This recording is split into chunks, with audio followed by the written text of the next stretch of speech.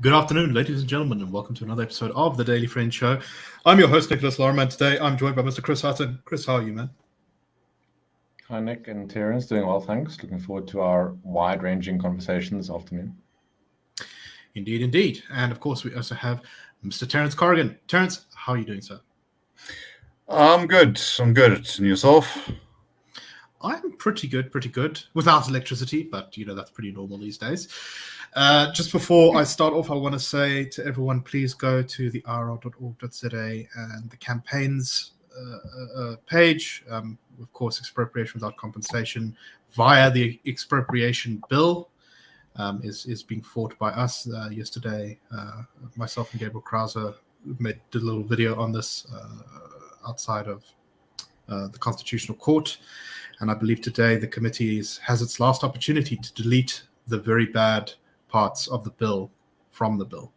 I think Section 12 is the worst of all the passages. So please join our campaign to oppose EWC, because I'm sure, as you've heard many times on the show, the economic consequences for not just white South Africans, not just rich South Africans, not just pick your favorite group South Africans, but everyone will be catastrophic. Okay, so let's get into the news. And I think we're going to start off with a bit of a long analysis piece here written by our former colleague, Gareth van Onselen, who is the head of a foundation called, I think, Victory Polling, which polls a number of things, but one of the things it polls is election support for various parties. Now, in cooperation with I think it's called the South African Social Research Foundation, Victory Polling released a series of polls recently about where the electorate currently is with regards to which political party they support and who supports each party and what the state in all the provinces is of party political support. This poll was a little bit different from some of the ones which were leaked to, I think, a report, which say things like that. This poll said that the ANC was a little bit above 50%, and I think we've actually talked about it in an episode about 2 weeks ago. However, today, Gareth has written a piece examining the Democratic Alliance and where it stands. And I think it's worth dissecting for a little bit because, of course, the DA is the second largest party in the country. I think to the surprise of many analysts, this polling, a lot of the polling that's come out recently has shown that the DA seems to be at least stabilizing and recovering after its difficult previous two elections. In 2019, when it went backwards, dropped from up around 22 support to around 20% support. And the last local government election, where although its overall support levels were fairly stable, it lost a bunch of wards all over the country, which were not great for it. But these polls suggest that that trend may be reversing, and it's worth, I think, discussing maybe why this has happened, or if we think this is indeed the case. So firstly, these polls show that I am going to be simplifying here because if you model for turnout, you can get very different results here, but that the DA is sitting on around 25% support from the electorate. That it seems to be on about 38% in a place like Gauteng, 23% in KZN, and 61% in the Western Cape. In terms of the racial breakdown of their support, about 10% of Black South Africans are currently expressing support for the DA, 73% of Coloureds, 58% of Indians, and 59% of whites. Now, what's interesting about, I think it's a little bit crass if we look at this stuff from such a racial point of view, but what's interesting about this is actually this is quite a big drop in the percentage of whites who say they will support the DA. In the last election, it was 73%. And quite a big jump in the Black support, which was around 4% of the last election. And part of that is because parties like the Freedom Front Plus and Action SA have managed to scoop off some of the white vote. But the DA seems to be doing all right at these polls because of its growth amongst black voters. which I think runs very contrary to the sort of mainstream narrative, which is that the DA is becoming this kind of reactionary right-wing white party. Some other interesting things. John Steenhuisen doesn't have a great favorability rating amongst voters, but the overwhelming largest block of voters in the country are just unfavorable. Sorry, not unfavorable, unfamiliar with John Steenhuisen. They don't even know who he is, which is, I think, a serious problem for him that he needs to overcome. 37% of voters say they don't know who John Steenhuisen is enough to have an opinion of him. In contrast, that number is 0 for Cyril Ramaphosa and 2% for Julius Malema. Your thoughts in general, Terence. Let me start with you. What do you make of this? Do you think that this 25% number is reasonable for what the DA might expect in 18 months' time when the election is held? What do you make of the reasons why the racial demographics are evolving in the way they are? Look, 18 months is a hell of a long time to go. You know, you can snatch a victory from the jaws of defeat in a couple of hours if you like particularly conscientious about doing so. But look, right, and we're not in an election season now, so things could change an awful lot going ahead. But I don't know. This seems plausible to me. I think that in as much as there's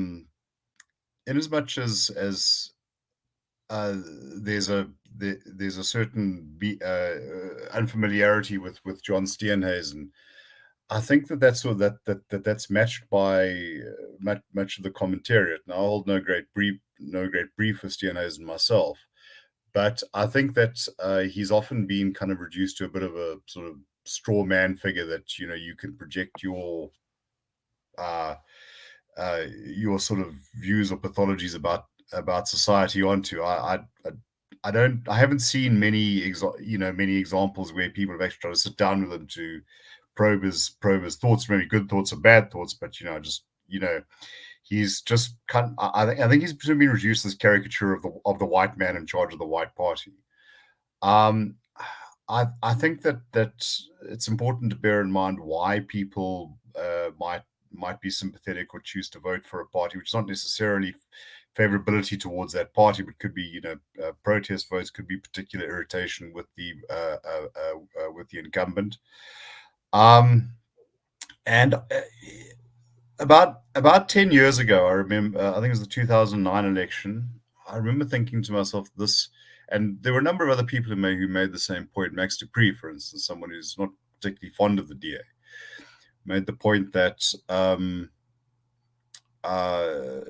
this seems to be the election where it became acceptable to support the DA. You had letter writers to publications like Sowetan and City Press in their own names, saying they're going to give it a chance.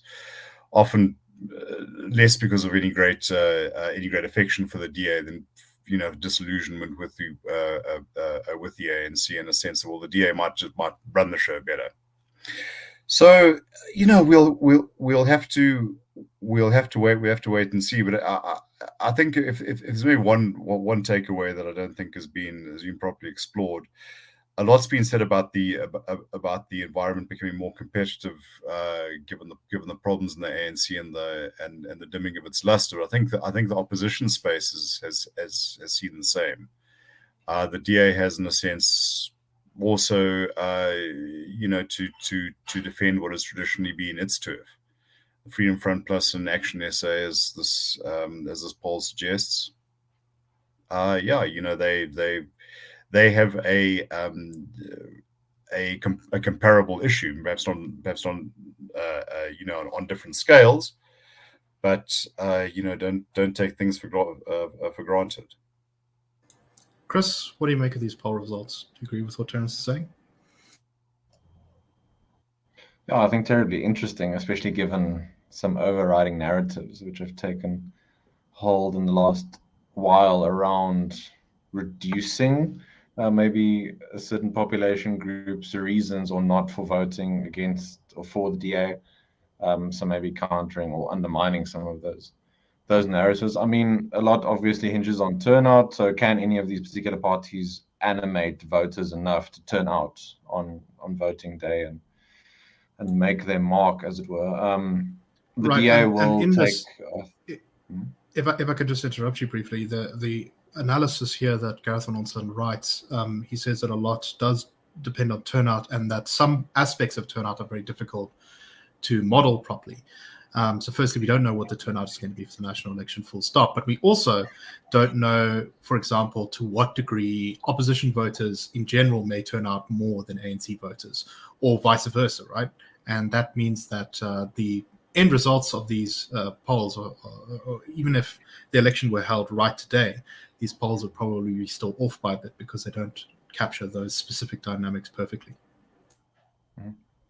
Yeah, and if ANC voters turn out to a sufficient extent, should the assumption be that they will necessarily vote for the ANC, or will they try and vote to indicate some sort of dissatisfaction? Will they not decide to pitch up? I think it's all terribly interesting. I do think just with the DA specifically, they will take their wins, as it were, from this, because the focus, I think, has been for the party leadership about stabilizing the ship and fixing some of the leaks and trying to make sure that you keep your support as relatively strong in terms of what it should have been in the past, but where you lost it in terms of your messaging, your ideological stances, maybe some mixing of issues and compromising on ideological points. So the leadership will take wins from this polling, but the danger, of course, is that you then rest on that progress and you don't continue moving forward to a sufficient extent to grow your support. And then again, there's the question around, should the DA still aim to be the main opposition? Should there be a case for it being the strongest leader in a wild dog coalition, maybe? Those sorts of questions on strategy and tactics, I think, are also still quite interesting. But yeah, useful, I think, going towards 2024 to see where some things potentially lie. This is all quite, I think, interesting in a good way going forward. Yeah, Terence, you mentioned sort of growing competitiveness. And I think in general, there's going to be a lot of growing competitiveness as we go forward to 2024, because I suspect there are going to be several new political groups trying to join in the fray, some which maybe have some quite significant backing behind them, at least in terms of finance or maybe name or brand or something like that. Because, you know, the moment that anyone thinks that they might be part of a governing coalition, even with relatively few seats, the incentives for getting into the political arena are much higher. Do you have any final thoughts? Yeah, I think that's something that we can look forward to, or look out for, perhaps would be a better expression, in the coming election, is that there's likely to be, I think, a wider choice on that opposition side. People like Sungeza Zibi and Magashule Ghana. You know, will they succeed? You know, where will they draw their support from? Ghana, of course, has quite a strong and long-standing background in the DA. I think what you're likely to see is a series of Venn diagrams where people are sort of pulling from different pools. But I don't know. If I'd say, you know, what's the big takeaway of all of this? Politics certainly seems to be developing into a much more competitive and unpredictable game for the DA as much as for the ANC. Look, I mean, and my comment earlier about not knowing what not knowing or taking much of an interest in what John Steer knows and is, I think that it's a failure of much public comment that I don't think that we have the intellectual curiosity always in our public discourse, and I think we could do with a great deal more. And before anyone tries to flame me in the comments, I'm sure that I could do better there as well. No, I think that's exactly right. That we are heading for turbulent times when there will be a lot of opportunities to both succeed and to fail. So, everyone in politics is going to have to sharpen their wits and their metaphorical swords, or else they shall be left behind. Okay, so yeah, obviously we're going to keep watching that, but very interesting and food for thought. Let's move on to our next topic. The president, as part of his efforts to attract foreign investment to the country, to tout South Africa as a good investment destination, was visiting major hubs for exports, and he was visiting a facility south of Durban yesterday, where he expressed some displeasure with the state of our ports and rail infrastructure. Ramaphosa said, "We have made progress in our rail and port operations, but more needs to be done for SAPI to export its products. I was not pleased when I heard that 75,000 tons of products stay in the warehouses because of the lack of capability of our ports to export. It comes down to efficiency. That is what we want to focus our attention on, where we can and must improve the operation of our ports and rails. This will be able to allow SAPI to grow more." There was also nearby a damaged bridge, which is scheduled to be repaired by April 2023, and Ramaphosa said he was not pleased to hear that it will only be fixed by next April, and he thought that we could do better.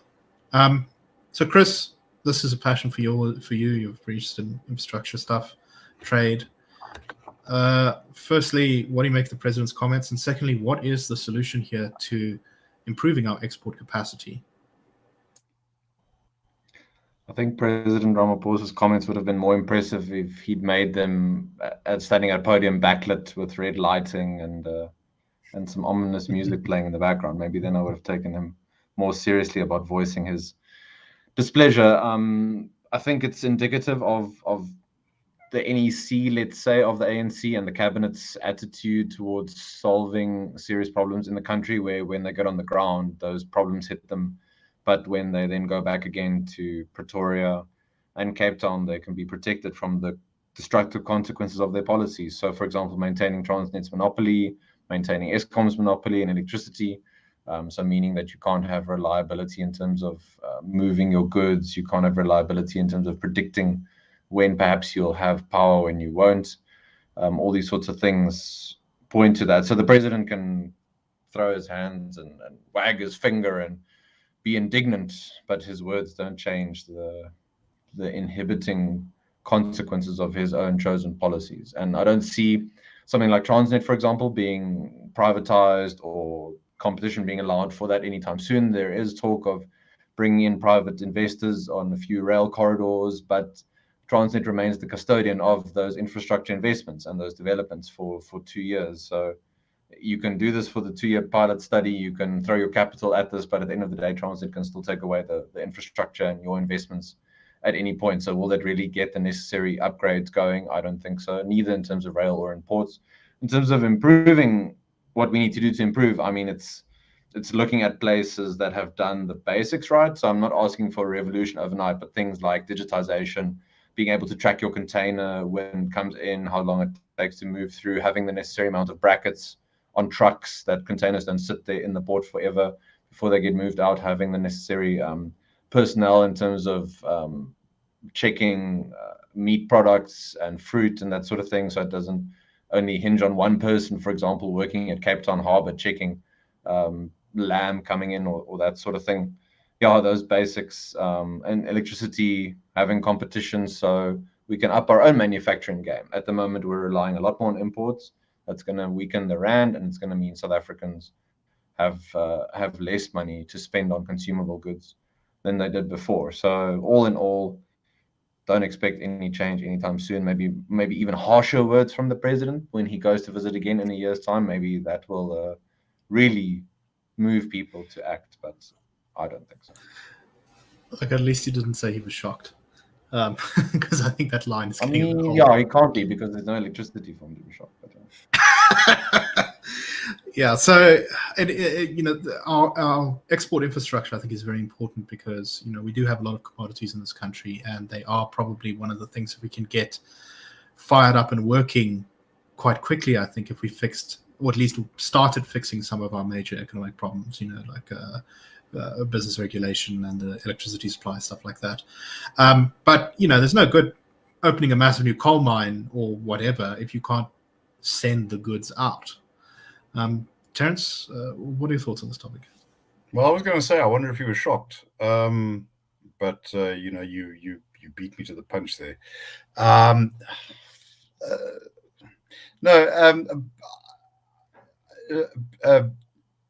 President Ramaphosa, I think, like the ANC as a whole, is just too enthralled to particular modes of thinking. It can't break out of that, and this is why I think the idea of Ramaphosa as a reformer was always optimistic.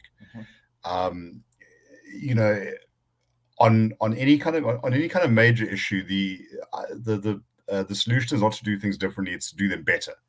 So, and this goes from from what I call the banal, we got to like run local government, municipal governments better. Yes, of course we do. To the more significant, we shouldn't privatize Eskom. We need a second Eskom. Okay, that was a good one. All the way through to cadre deployment. The illegal and unconstitutional thing that has wrecked the civil service. That we spent R1 billion for the Zondo Commission to lay bare in its guts and glory. No. Cadre deployment's good. We just have to do it better. And don't blame cadre deployment for all the stuff that happened under Zuma, because we lost those minutes and you can't prove that we actually deployed these people. No, there's something that's quite surreal about all of this. But no, I think sadly, and I say this with all sincerity. President Ramaphosa,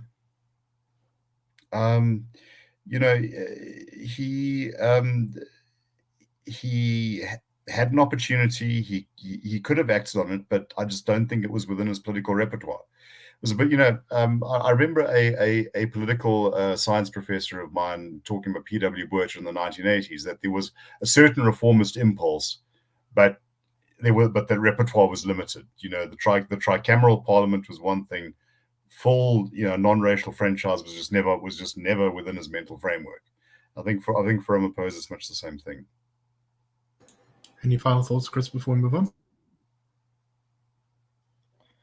Only that for South African businesses and exporters at this point, if they haven't already, I hope that they're looking at getting stuff out through Namibia and Maputo and places like that, because I don't foresee that they'll get necessary growth trying to rely on Cape Town and Durban specifically, especially with the damage unfortunately caused in Durban. And if they haven't repaired one bridge by now, then don't hold your breath.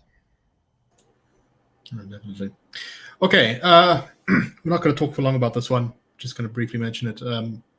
The ongoing impeachment hearing of the public protector, Busisiwe Mkhwebane, is going ahead in Parliament still, and she is being represented by her advocate Dali Mpofu, the most famous of EFF advocates.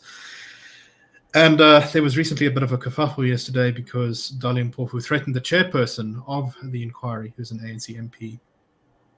And now several MPs have asked that Mpofu be investigated for it. It is illegal to threaten an MP when they're performing their duties, and can carry a prison sentence of up to 3 years.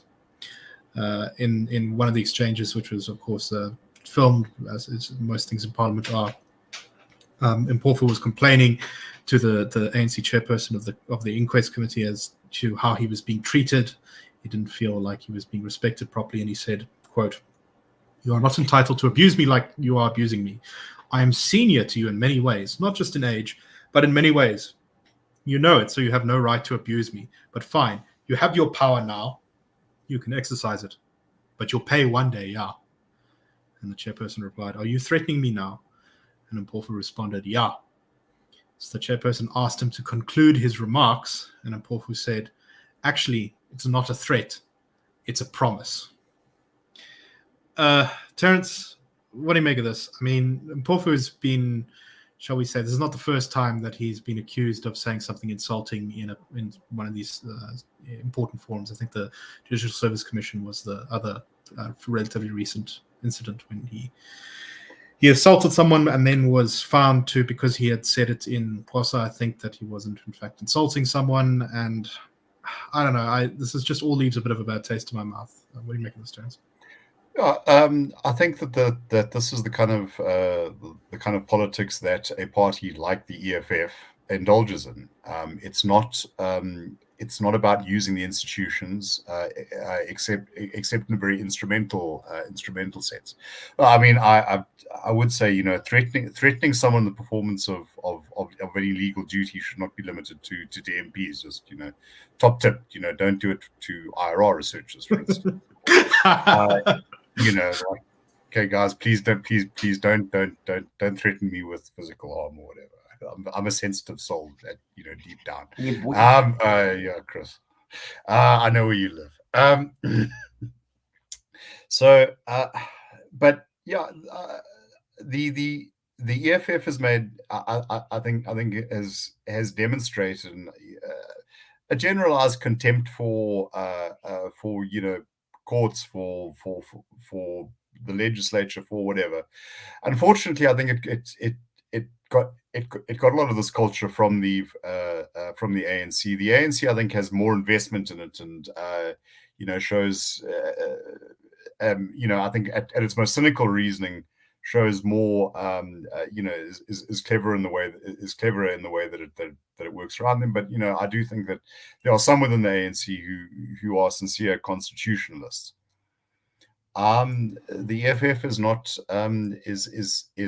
like that. The language of threat and menace and whatever is intrinsic to its brand. The phrase that one hears from from more than time to time in the media about toxic masculinity. I think this is exactly the type of idea that you could apply to the EFF's brand of politics. Chris, any thoughts before we finish up? Just when someone shows you who they are, believe them. How many examples do you need? Well said. Okay, so I've been waiting the whole show for this story, and I think we should end on a lighter note. Thank you. A nursing home has been heavily criticized and forced to apologize in Taiwan after they have apparently hired strippers to perform for senior citizens. The Taoyuan Veterans Home, which is a state-run facility in Taiwan for retired army personnel, paid a group of strippers to do an erotic show for the older residents of the facility as part of efforts to lift their spirits. Apparently, the last couple of years, they've had to cancel their events due to COVID. And someone took footage of this, which shows all of the old veterans sitting in wheelchairs, having strippers dance on them while wearing masks and lingerie. And the rest home nurses are in the background clapping along to the performance. In a statement, the old age home said, "The intention of the event was to entertain residents and make them happy. We are very sorry for the offense caused." They also admitted that perhaps the entertainers' actions were, quote, too enthusiastic and fiery. Chris, anything to say? I mean, Terence often writes about the capable state, and I don't think there's a better argument for the capable state than this story. So thank you, Terence. I think this backs up your argument 100%. Terence? I think if I'm in my 80s and I can appreciate a 20-year-old strutting her stuff, I think that's a good thing, actually. And interestingly, though, I do I lived in Taiwan. And I remember once asking about the legal status of prostitution, here we go. and I was told very, very sort of very ambivalent. But they say that apparently there were certain places that were known, which would never be raided or hassled because they catered to army veterans. And this was a big thing in Taiwan. Veterans of the Chinese Civil War, World War II, sort of politically protected by the Kuomintang. So yes, while your garden variety escort agency might get shaken down from time to time, there were places where you just didn't go because you knew who was there. And yeah, look, I think if it lifts your spirits and you don't need a blue pill, go for it, man. You know, that's my Yes, Taiwan's taxes are clearly being put to good use. Anyway, thank you very much for listening. We hope that you enjoyed the show. Found it interesting. We will be back, of course, tomorrow on the Daily Friend Show. And we all hope that you have a wonderful day. Cheers, everyone.